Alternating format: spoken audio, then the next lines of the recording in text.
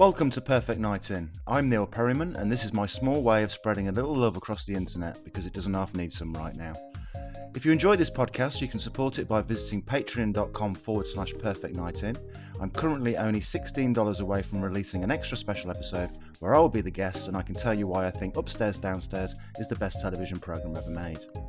Oh, and while we're at it, you may not know that Perfect Night In is also a vidcast, and you can actually watch clips from the shows that have been chosen by all my guests. You can find the videos on perfectnightin.tv. And if you're watching the video right now, here's a photo of Monty, one of my cats. Right, that's enough of that. It's time to meet today's guest, a man who I have been mistaken for in real life twice, and I was only hit the once. Yes, that's right, it's Ian Berriman, deputy editor of SFX magazine and, even more impressively, the man behind the Top of the Pops Facts Twitter account. He's also a really nice bloke, so let's go ahead and meet him. Hello, Ian. Hello, Neil. Can I just say how honoured I am that I'm the first middle-aged man you've invited on? I think it's, I thought I'd switch up the pace a bit. Yeah, I think it's a really good step forward in, in terms of representation and that. So thank you. Okay, so we're here on your Perfect Night In. It's going to start at 6:30, and you're predictably choosing one of the programmes that everybody else is trying to avoid like the plague. Yeah, I'm not bothered about being cool.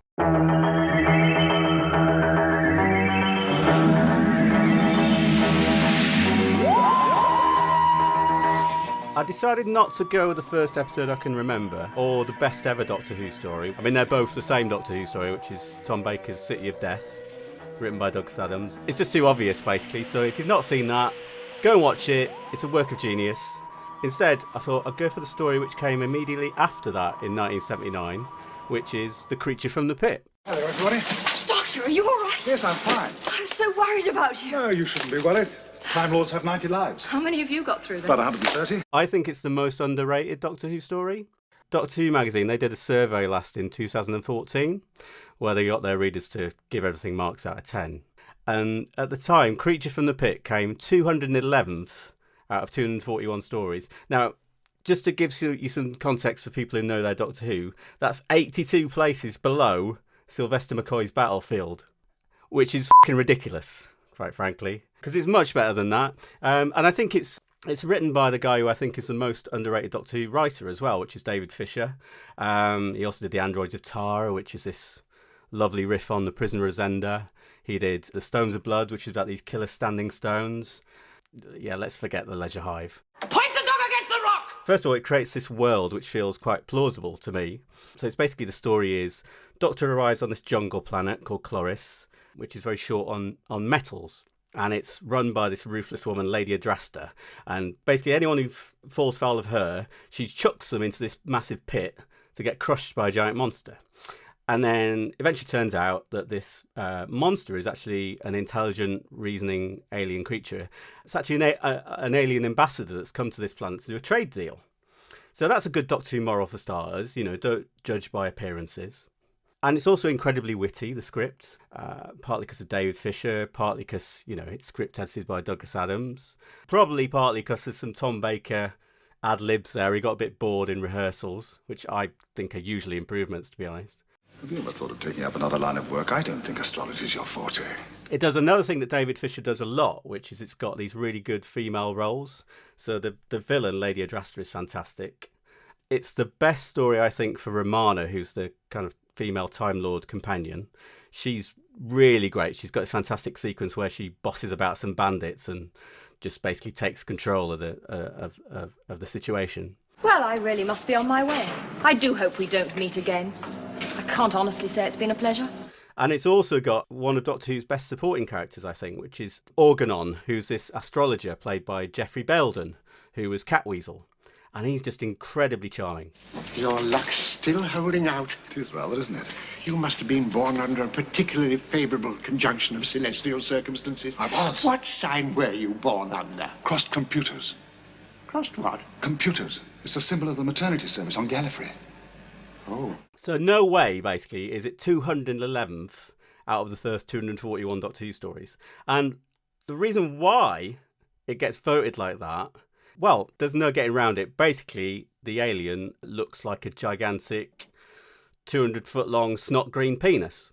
And actually, it's even worse than that. It looks like a big knob, and it also has these kind of knob-like appendages instead of arms. So it's kind of like, it's knobs on knobs. It's kind of like it's like a Mandelbrot set of penises, basically. What's it for? Is it a weapon? It's like a giant quivering ball sack. Well, yeah, you might want to see your doctor, Neil. But yeah, I take your point. It is a bit scrotal. But I just think, it's got lots of qualities, and those which are not overridden by the fact that it's got a big cock monster in it. I mean, the reason I want episode 3 is that is the one where notoriously Tom Baker tries to communicate with this alien by kind of blowing into one of these appendages like it's a speaking tube or something. And it does look a bit like Doctor Who is sucking off a giant blob monster. Don't get frightened. It's all right. It's all right.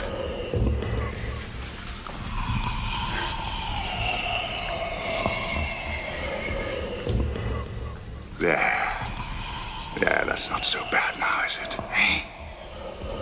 Good girl. Good boy. I mean, all of this, of course, terribly embarrasses a certain type of uptight, boring Doctor Who fan who wants to be taken seriously, who are, in my view, the very worst kinds of Doctor Who fans. And that's a shame, because I think it's a delight. The creature does look funny, okay, but that just adds pleasure to it for me. So basically, episode 3, because it'll really piss off those people, and they are dullards. Okay, so the giant cock monster takes us nicely up to 7 o'clock, and your next choice, Ian, is... BBC Television presents Tony Hancock in... Hancock's Half Hour. And which episode have you chosen? I was going to have The Missing Page, but then some other bastard beat me to that. So I'm going to have The Reunion Party, which I really like as well. I don't think I'm familiar with that one. Well, basically, it's an episode where Tony arranges to meet up with 3 of his old buddies from his days in the army. And he's kind of expecting a massive piss-up and lots of kind of ribald stories about the good old days. But then the whole thing is a massive disappointment. Beautiful friendships were formed in those days. Born in the heat of battle. Born in the heat of battle. And forged in the plonk bars of Cairo. Oh, you love them, Sid. They were a marvellous bunch of lads. 4 of us, we were like quads we were. Smudger Smith, Ginger Johnson, Chalky White and me. Kippers Hancock. How do you know they call me Kippers? With your feet, what else could they call it? Like one of the guys is teetotal and totally under the thumb and has brought his kind of horribly severe wife with him. Another is, who used to have this mop of ginger hair, is now completely bald and blind as a bat. He's actually played by Clive Dunn. Obviously, he was Corporal Jones in Dad's Army. And then the third guy turns up, who he thinks is going to rescue the whole thing with some lewd jokes. And he takes off his coat, and it turns out he's a vicar. So the whole thing is just a massive disappointment. And I actually prefer the radio series of Hancock to the TV series. And my favourite episode of that is Sunday Afternoon at Home, which is basically just Hancock sitting around being really bored on a Sunday for half an hour. And it's full of these painful kind of Pinteresque silences. And I think this TV episode is the nearest the TV series gets to that. It has a bit of that quality. It's got these old friends get together. They basically have nothing whatever to say to one another beyond just kind of repeating, 15 years, eh? 15 years. Yes, well, 15 years. It's a long time. Yes, a long time. Lot of water's flown under the bridge since those days. Certainly has. Yes, it is a long time. Yes, it certainly is. And there's something tragic and like recognisable about that. And it's about that kind of gap between nostalgia and reality and the foolishness ultimately of trying to recapture your golden days from the past. So how did you get into Hancock, Ian? Because you're still a young man. This is before your time. Yeah, I guess it's down to my dad's record collection, basically. My dad is a country and western fan, which means basically he had an LP of re-recordings of 2 of the classic Hancock TV episodes. Probably the best well-known ones, which is The Radio Ham and The Blood Donor. And they were redone for this LP in about 1961, I think. And he had an LP of that. So it was basically listen to that or listen to Dolly Parton.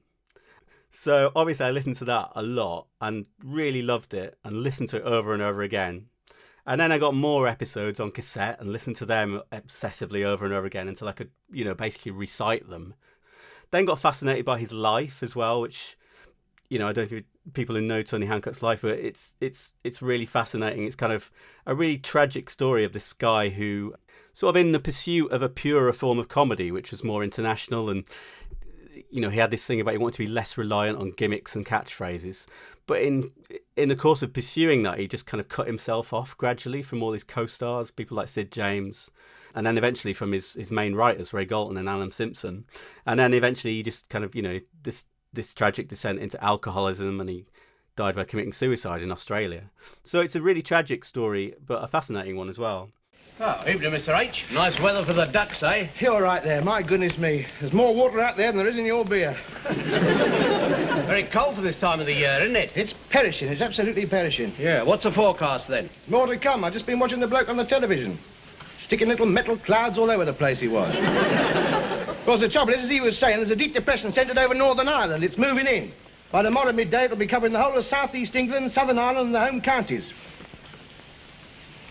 South cones have been hoisted. They haven't. They have. What are they? I don't know. I just think he was an incredible comic actor, probably one of the best we've ever had in this country. His sense of timing is absolutely impeccable. He's a great mime, and just that face, that kind of hangdog expression he has is so expressive, And this character that he created, this slightly pompous, downbeat, sometimes pretentious, sometimes a Philistine character, is just a brilliant creation and very British.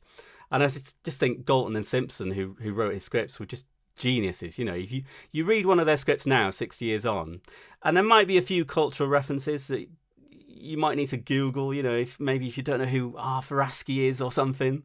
But generally, it all really stands up well, and it's just got a timeless quality about it. I'll give you a toast to absent friends, and may they long stay that way. Good health. Tony Hancock takes us up to 7:30, and what have you got for us next, Ian?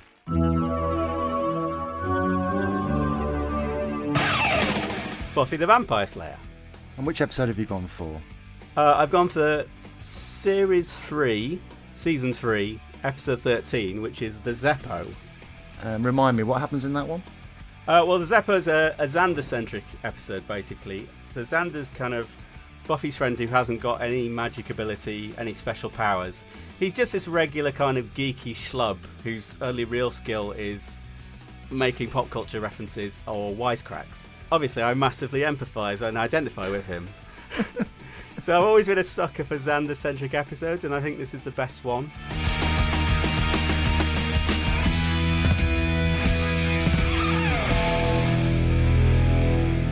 It does one of those things, those formal things that I really love, which is to invert the A plot and the B plot. So you've got two story threads in the episode. In the main one, Buffy and the others are trying to prevent the apocalypse from happening again. So that should be the A plot, obviously. Normally it would be. And then in the B plot, Xander's getting mixed up with these zombie jocks, basically. And events just kind of spiral out of control in an increasingly hilarious way. It's just that it's bugging me. This cool thing. But I mean, what is it? How do you get it? Who doesn't have it? And who decides who doesn't have it? What is the essence of cool? Not sure. I mean, you yourself, Oz, are considered more or less cool. Why is that? Am I? Is it about the talking? You know, the way you tend to express yourself in short, non-committal phrases? It could be. It's got a bit of a feel of the Scorsese film After Hours to it, which is a film I really love as well. And that's another format that I loved, you know, that format of just a regular guy and then crazy things are happening to him and they're just snowballing out of control. And it's a really good showcase for Nicholas Brendan, who sort of sadly, well, he sort of faded into obscurity after Buffy, and he's sort of gone off the rails because I think his career went nowhere really afterwards, and he had issues with alcohol and that kind of thing, which is sad to hear. But back in 1999, he was just utterly charming in this role, and in this episode, Xander basically gets to save the lives of all of his friends. He prevents the high school being blown up with a bomb, and they never even realise that he did all this. Oh, and he loses his virginity to Faith, who is this incredibly sexy bad girl slayer played by Eliza Dushku. And I just think the whole episode is just hilarious and heartwarming at the same time. It sort of does that classic thing of the guy who protests that he's a coward and that he's no use. The reason the episode is called the Zeppo is that it's a reference to the kind of spare wheel Marx brother, Zeppo Marx. So he kind of protests that he's useless and a coward, but he proves that he's actually not a coward because he's the guy who is frightened. But he does step up anyway, which actually requires more courage than doing that if you're actually really powerful and strong and capable.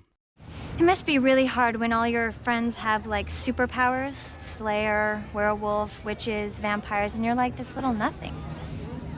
You must feel like Jimmy Olsen. I was just talking to... Hey, mind your own business. Ooh, I struck a nerve. The boy that had no cool. I happen to be an integral part of that group. I happen to have a lot to offer. Oh, please. I do. Integral part of the group?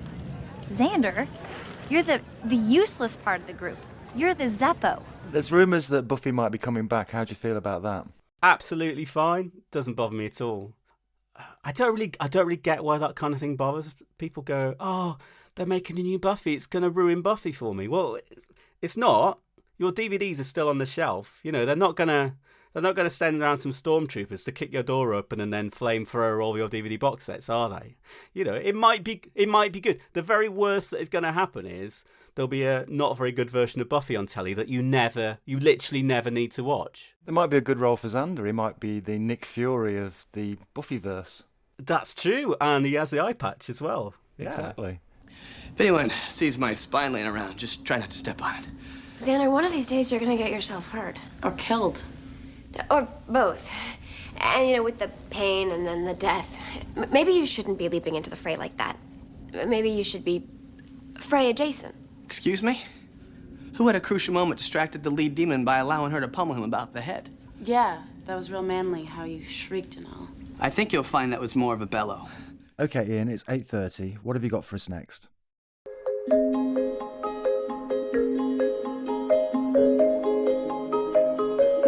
Bob and Rose. I've never seen Bob and Rose. Sell it to me. Well, I couldn't really do this podcast without having something by Russell T Davies, just because I think he is basically one of the greatest TV writers of our generation. And if you don't agree, well, you, basically. You're wrong. I love his revival of Doctor Who. It's my favourite version since the series came back. And of his non-Doctor Who things, Bob and Rose, which came out on ITV in 2001, it's probably my favourite. I think he's written better things since, to be honest. A Very English Scandal, the Jeremy Thorpe drama that aired last year. It's probably better than this. I know that. It's not his most important series. That's probably still Queer as Folk, which was, you know, groundbreaking in the way that it represented gay culture on television. But I just have a soft spot for this series. It's basically about Bob and Rose, who are two strangers who meet and fall in love. Bob, played by Alan Davis. Rose is played by Leslie Sharp. And there are all the usual kind of bumps in the road and forces militating against them getting together, and like old partners and friends and family. But the big complication is that Bob is gay. And it's based on a true story. Basically, there was a gay friend of Russell T Davies's who did fall in love with a woman. And they got married, had kids. So it's obviously quite a bold thing to do, really, coming from someone who'd done Queer as Folk. And I know that he got a lot of stick at the time for that from sections of the gay community who were like, oh, well, you know, what are you saying here? You're saying that just all gay men need to do is meet the right woman, you know. But if you watch it, it's not like that at all. I'm a huge fan of Leslie Sharp. She's fantastic in it. It does something which I think Russell T Davies does very well, which is it kind of nails the way that ordinary people talk.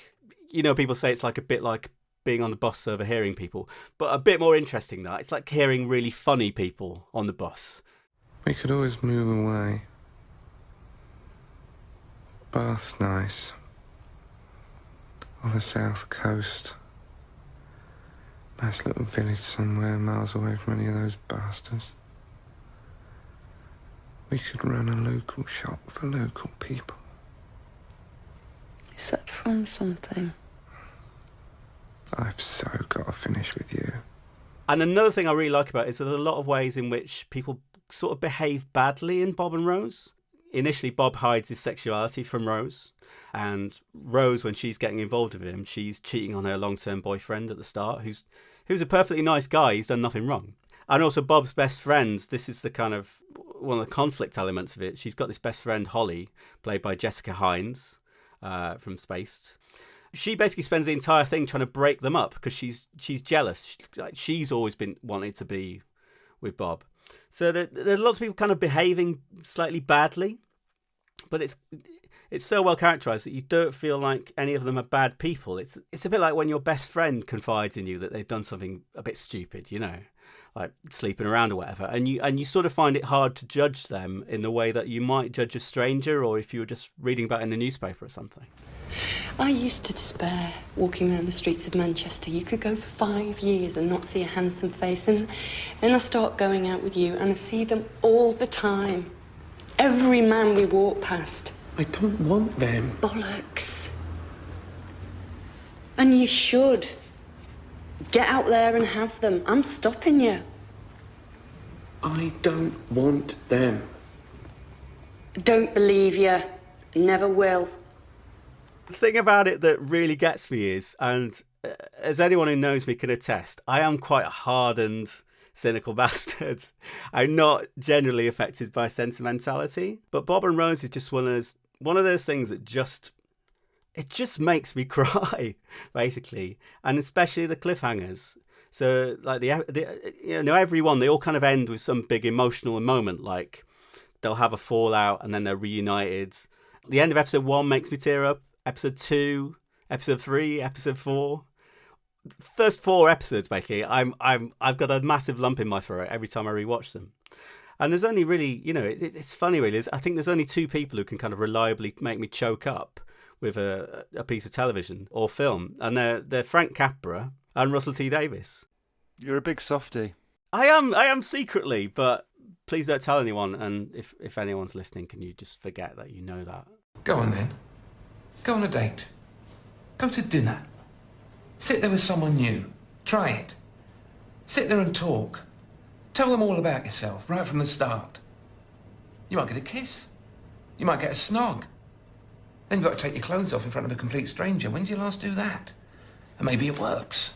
It's a relationship. Fantastic. 2 months later, finished. Start again. Dinner, snog, naked. 6 months, finished. Start again. Dinner and sex. Again and again. And it never bloody works. Is that what you want? Marvellous, as Russell T Davies would say, no doubt. Hooray! Hooray! Okay, Ian, before we start your 9:30 choice, I think it's time for some snacks. Have you got some chocolate or crisps I can get you? Oh, I don't really like chocolate, to be honest. And the problem with crisps is I'm a bit of a crispaholic. It's like crack for me. So basically, if I eat 1 packet of crisps, I'll probably wake up in a ditch the next day covered in 60 empty packets, you know. Can I just ask you what your favourite flavour of Monster Munch is? It's pickled onion, obviously, isn't it? There's no debate. Oh dear, oh dear, oh dear. Monster Munch. They're monstrous. Okay, Ian, while you overdose on Monster Munch, I'll queue up your 9:30 choice.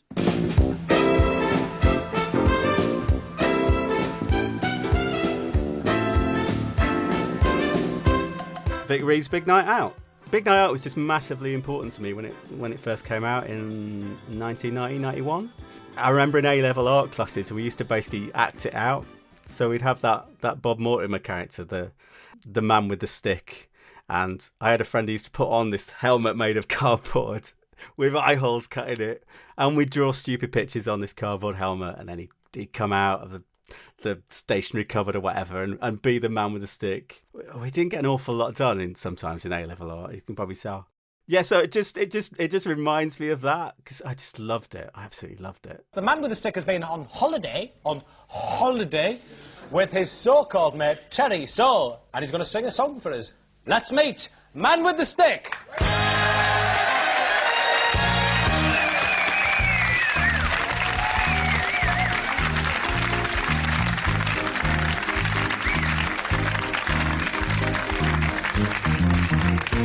This year's works holiday was 2 weeks away in Greece. It was all arranged by Terry, who gets flights cheap.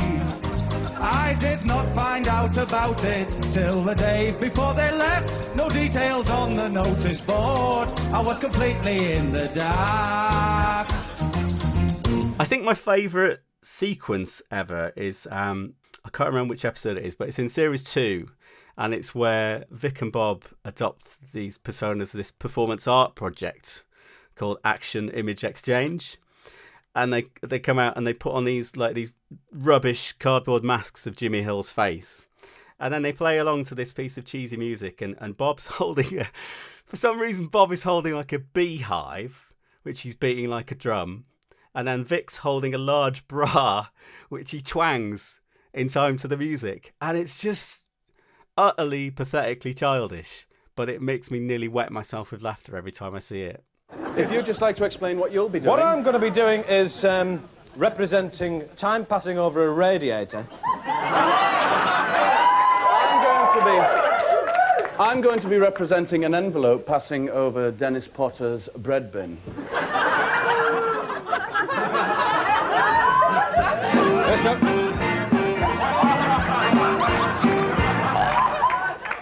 Actually, one thing I really like about it as well is that it always kind of seemed just on the verge of collapsing into total chaos, you know? Like Vic was kind of stumbling over his lines, and it's not slick at all. And a lot of the time you'd sort of think, are they a bit half-cut, you know? I think it's a bit like Monty Python as well, in that it did that thing of they just kind of chuck everything at the wall and see how much of it sticks. And not everything does. I'd probably say that about 20% of it doesn't land, just falls flat. But it doesn't really matter because just 80% of it does land and is absolutely hilarious. We've got some really top treats on for you tonight. We've got a family of trained puffins who are going to be driving a vintage traction engine over some really nice, delicious fresh olives without crushing their mind, and they're going to be reversing it back through the smallest keyhole in Britain. It's back on TV now. I haven't seen it. Is it as good as it was? It's really good. Yeah, so far. See, they're probably going to do this on this week. So they haven't done the Man with the Stick yet, which I'm a bit disappointed by. Yeah, it's still the same. It's still that same kind of hit rate. And when it hits, there's been a couple of things every episode that have just reduced me to like a puddle on the floor in hysterics. It's really good to have them back, and it's a no-brainer, it seems, for BBC4, because it's just so cheap as chips to make, you know. So I hope they continue doing it. I hope they do loads, because it's as good as ever, I think. It's coming up to 10 p.m, Ian. What treat have you got in store for us now? Someone by night, some by day. Moonlighting. I'm going to go for a season 2 episode called The Lady in the Iron Mask. I'm not even sure that it's the best one, but it's one of the first ones where I think they're really kind of nailing what they're doing. So the plot of the episode is that David Addison, who's Bruce Willis, this is the show that made him famous, and Maddie Hayes, Sybil Shepherd, they're private detectives, and they get hired by a woman who had acid thrown in her face by a jilted lover years ago to find the man who threw acid in her face. Because, twist, she's decided that she still loves him and wants to get back together with him, which is weird.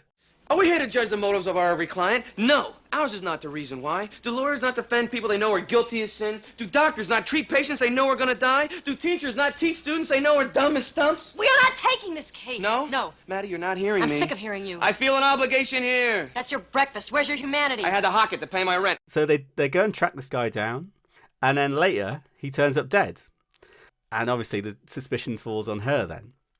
And it's got a very kind of film noir feel to it. It's got quite kind of Bernard Herrmann-esque music, but also like film noir blended with farce as well.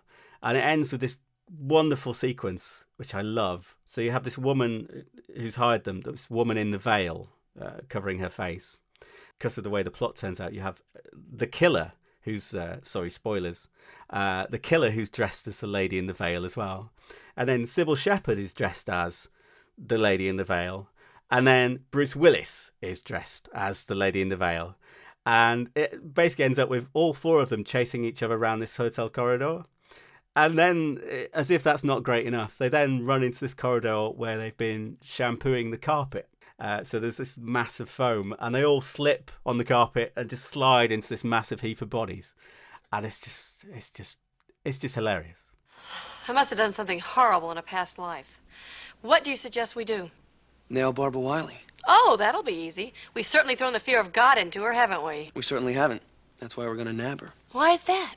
Because she's sure she's got the two stooges licked. So she's gonna let up, make a mistake. All we gotta do is rattle her cage. What'll that get us? A second chance. What'll that get us? Evidence, Maddie, evidence. The kind that stands up in court. The kind that sits down in jail. The kind that crosses his legs in a bar. So are they still in the will they or won't they phase of the relationship at this point? Yeah, it's in that kind of sweet spot because eventually they kind of do get together, and that sort of ruins it. I mean, that is a big part of the appeal of the show, is that it's one of those classic love-hate relationships, and they're constantly bickering because, you know, he's really facetious and she's very kind of quite prim and proper. And it's a bit like one of those screwball comedies of the 30s with someone like, you know, Cary Grant and Katharine Hepburn, and they're just verbally sparring all the time. And, you know, I mean, apparently behind the scenes, they couldn't stand each other, the two actors. But the on-screen chemistry is really good, really good. That's one of the things I love about Moonlighting. But the other thing is just how adventurous it is.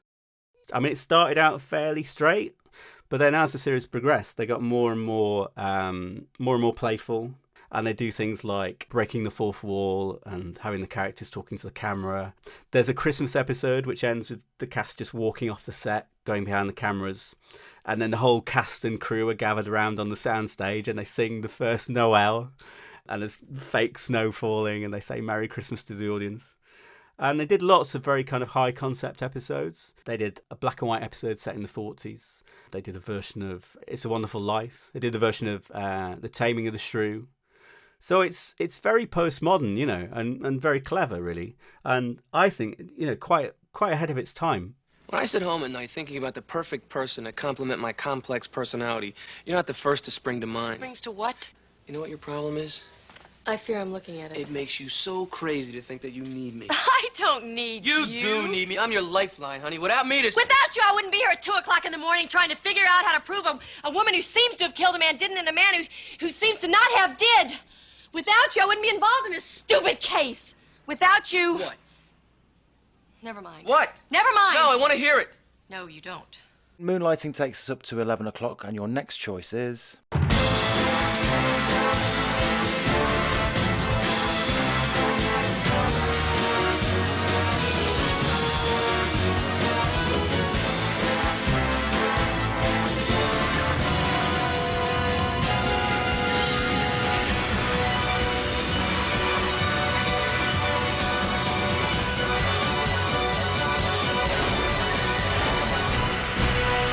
Brass Eye. And which one have you chosen? I thought about going for the 2001 special. No. Yeah, exactly. Which is basically they did 6 episodes and then they did a one-off. And the one-off was themed on paedophilia. And it's a great piece of television, but it's like I rewatched it a couple of weeks ago and it's so dark. So dark.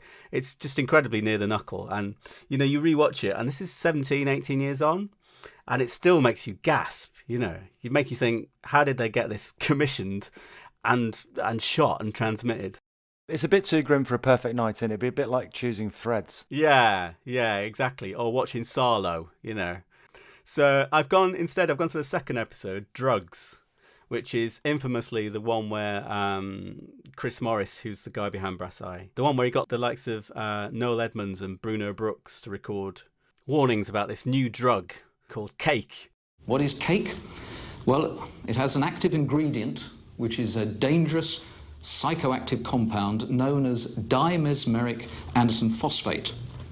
It stimulates the part of the brain called Shatner's bassoon, and that's the bit of the brain that deals with time perception.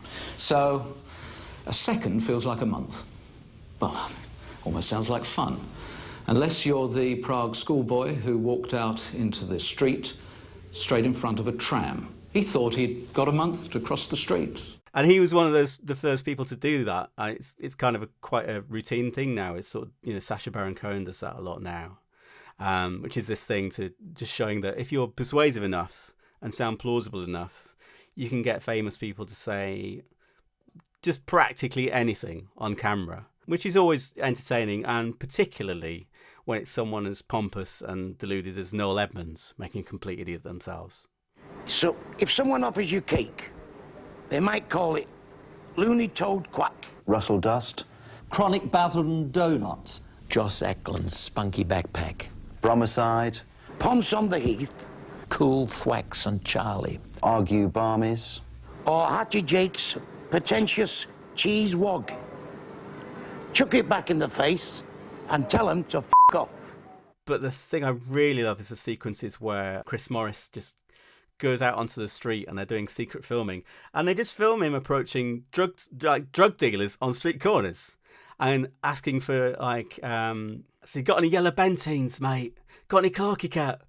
And there's this completely confused drug dealer who's just getting increasingly exasperated until eventually just says, look, mate, will you leave me alone? Will you go away? And then there's a bit later on where he goes back and he's wearing a nappy and holding a teddy bear, and he's got some sort of Belisha Beacon type helmet on. And you just watch this and you think, you're going to get stabbed. Have you got any triple sod? Any triple sod? Triple sod? Triple sod? What's that? Yellow Benteens? I don't know what that is, my friend. Have you not got any yellow Benteens? What's yellow Benteens? I just want something that makes it go really bluty. No, the only thing sell out is Coke, mate. There's another episode where Chris Morris is doing an interview with Mad Frankie Fraser. You know, and you like the 60s gangster. This is the guy who was in the Richardson gang, you know, and like purportedly used to torture people by pulling their teeth out with pliers. And Chris Morris is taking the piss out of him on national television. You know, I mean, it's just, so I don't know about brass eye. It's more like balls of steel, because he's obviously got a massive clanging pair of them. Well, I just heard a rumour about it. I don't know what's happened at all. Apparently Clive Anderson was shot. Clive Anderson was shot by who? Not by Noel Edmonds, yeah. What? No. I'd say there's no excuse. None whatsoever. And if Edmonds is still inside the house? Well, just shoot him. Chris Morris is one of my television heroes, absolutely. Huge hero. He's just this kind of television anarchist, basically. And I think he was doing things 20 years ago that no one has surpassed in terms of, you know, television comedy. And they probably, sadly, I think they probably never will. He had a lot of interference from Michael Grade, who was the head of Channel 4, demanding edits.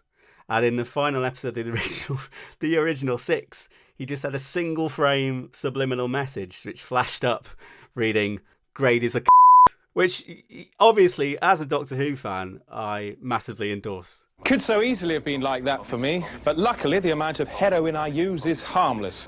I inject about once a month on a purely recreational basis. Fine. But what about other people, less stable, less educated, less middle class than me? Builders, or blacks, for example. If you're one of those, my advice to you is leave well alone. Brasside takes up to 11:30, but before we start your final choice, can I get you a drink? Yeah, could I have a pint, please? Just a regular pint of beer. No, I don't want any fancy craft ale with that like floral notes or anything. I don't want anything that tastes like they've put water in one of those potpourri sachets that you put in your knicker drawer. Nothing like that. Just like an unpretentious pint of bitter, please. A pint of Worthington Best Bitter, please. There's one Best Bitter that's really worth waiting for. Worthington Best Bitter. The only Best Bitter worthy of our name. Okay, Ian, we've reached that point in the night where it's time for your final choice, and you've chosen a movie double bill.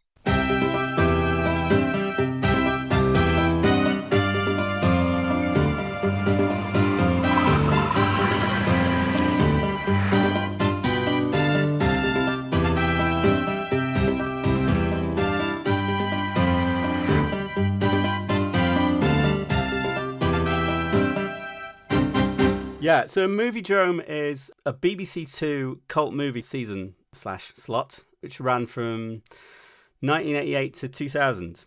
And it was the way that I first encountered a lot of great films that I love now, like The Man with X-Ray Eyes, Sweet Smell of Success, The Honeymoon Killers. It's a real education. And basically it'd show one or two films, and then there'd be also an introduction about 5 minutes long before the films. And for the first 7 seasons, those were done by Alex Cox, who was best known as being the director of Repo Man. And he was always good because he would quite often go off on a tangent in amusing ways, or a lot of the time just be quite insulting about the film and say, well, this film you're going to watch is not actually that good, which you sort of have to admire, really. It has a lot of time-lapse photography, whereby the camera runs slowly, shooting only 2 or 3 frames every second, and as a result, cloud formations or what have you go extremely fast. It also has a lot of coloured filters on the camera lens, whereby an ordinary street or sky or whatever is made to look weird. But what it doesn't have really is a sense of driving manic purpose. Compare it to The Incredible Shrinking Man or to The Thing, both part of this season. They were made in the 1950s and don't have the same attempts at humour. They're better, I think. The reason I want to talk about Moviedrome and champion it is because it's something I need to have a kind of bit of a rant about the state of what you might call cinephile culture nowadays. You know, I'm not a nostalgist totally. I think we're better off many ways because, you know, when I was in my 20s, I had to watch so many classic films I saw for the first time on these terrible pan and scan 4:3 ratio VHSs. You know, and I've got no nostalgia for that, even though, you know, I used to work in a video rental store for a while because it was just a terrible format. And now you've got companies like Arrow Video and Indicator bringing out these immaculate widescreen, high-def remasters of really obscure films. You've got subscription services like Mubi, where you can watch obscure foreign cinema. So in terms of accessibility, we are probably much better off than we've ever been. But what we don't have, which I really do miss, was that thing of terrestrial channels that are really promoting and celebrating cinema in the way that BBC Two used to do with Moviedrome. If you're interested in learning more about this film, the other films we're going to show, or the ones we showed last year or the year before, you can acquire for a very modest fee a Moviedrome book, which also tells you where you can get stills and soundtrack albums. So the first of my two choices, it sort of personifies that in a way. It's a short film from Spain made for Spanish television in 1972. It's about, I think it's 35 minutes long, and it's called La Cabina, which translates as the telephone box. Now, I can tell you exactly when I first saw this film, thanks to the BBC's Genome database, which logs all the Radio Times entries going back years. So I saw this when I was 8 years old on the 25th of July, 1981 at 10:30 p.m, which was the first and only showing of La Cabina on British television. And it's the classic example of just a piece of filmmaking that you stumble upon quite by accident and which is then seared into your brain forever, which just doesn't seem to happen anymore because no one is programming these sort of weird little curiosities. Basically, it's about a man who makes a phone call in a public telephone box, and then he finishes the call but finds the door won't open. It's stuck, so he can't get out of this phone box. And he tries to attract the attention of passers-by. People come along and try to help him to get out, but no one can open this door. And then it proceeds from there. And I don't want to spoiler it for people, but what eventually happens is just absolutely horrifying, and it's been seared into my memory ever since. It's one of those lovely bits of television where every few years you'll bump into someone and you'll mention this film, it'll come up in conversation and they'll go, oh God, I saw that in 1981 as well. Yeah, it's haunted me ever since. So this film wasn't shown on Moviedrome? Well, no, I've chosen a couple of things that were never actually shown on Moviedrome. So this is my programming. This is me being Alex Cox. And I am available at a very reasonable rate if anyone at BBC Two is listening. So what's the second film in this double bill? My second choice is a 1973 film called The Holy Mountain, which is representative of a similar kind of strand of TV programming from that kind of cusp of the 80s, end of the 80s, start of the 90s, that was also a big part of my cinematic education, which is the things that Jonathan Ross was doing on Channel 4. He did a series in 88, 89 called The Incredibly Strange Film Show. And that introduced me to people like Russ Meyer, John Waters, Pedro Almodovar. And then he did a follow-up to that in 1990, which was called Jonathan Ross Presents for 1 Week Only.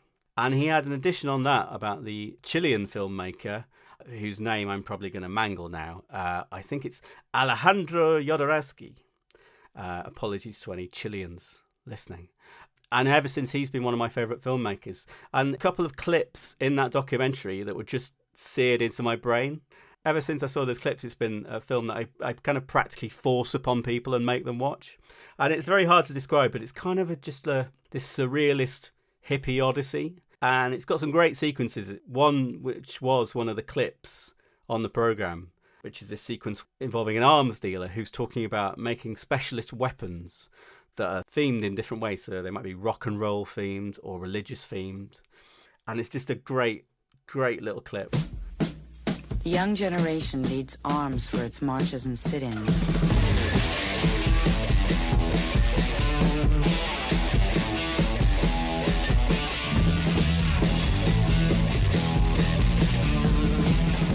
We have psychedelic shotguns,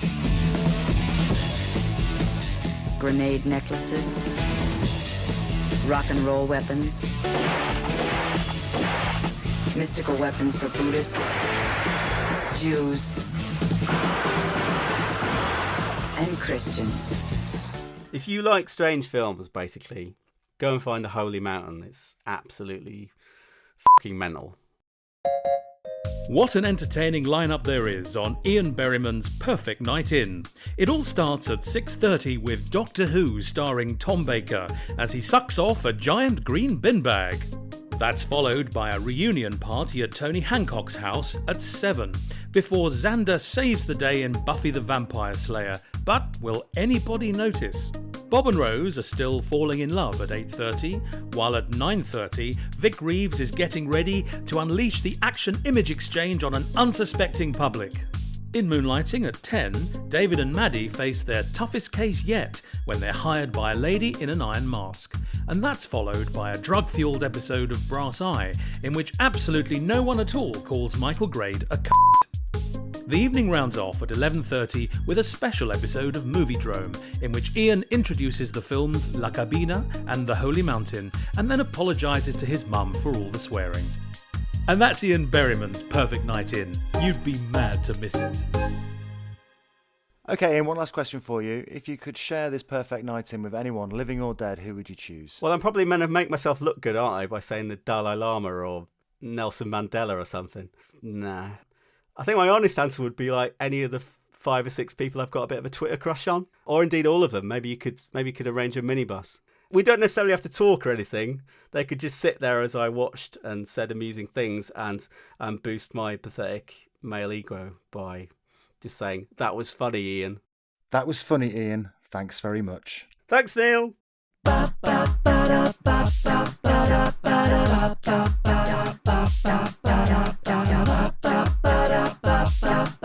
It's a